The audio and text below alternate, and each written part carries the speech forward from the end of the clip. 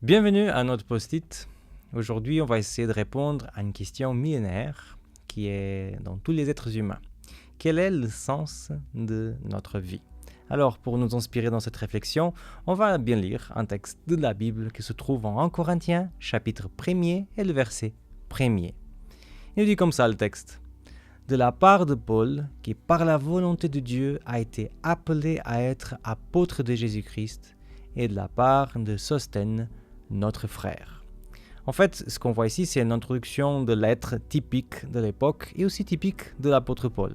Alors, on voit que c'est Paul qui écrit, on voit qu'il écrit un peu à deux voix, on voit aussi à qui la lettre est adressée, à la ville de Corinthe, ou peut-être plus spécifiquement les chrétiens qui habitaient dans cette ville. C'est une introduction tout à fait normative, mais il n'y a apparemment rien d'important. Mais en même temps, ce verset est dans la Bible, c'est qu'on peut extraire du sens pour notre vie spirituelle. Et là-dedans, oui, il y a des choses très intéressantes.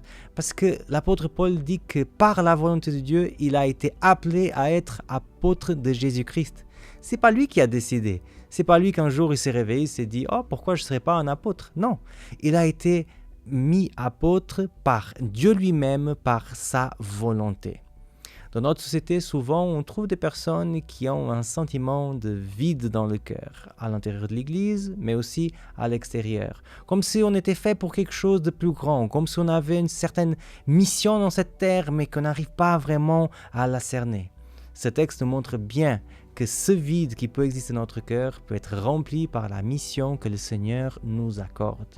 Et chacun de nous, on aurait une mission différente. Mais quelqu'un qui est de l'autre côté, peut-être en train de m'écouter, de dire « Oui, mais la vie, c'est pas comme ça. La vie, on donne le sens qu'on veut à la vie. » Et c'est vrai, c'est une voie que tu peux choisir. L'autre voie qui nous est proposée pour la Bible, c'est de ne pas faire notre propre volonté, de ne pas construire notre propre destin, mais qu'on puisse laisser le Seigneur nous inspirer et montrer pourquoi on est là, pour qu'on puisse accomplir pour lui une mission. J'ai déjà essayé de 2 fois. Et moi, je pense qu'avec Dieu, on est toujours plus heureux et on trouve plus de sens. Moi, je m'appelle Samuel Cunha et c'était le post-it d'aujourd'hui.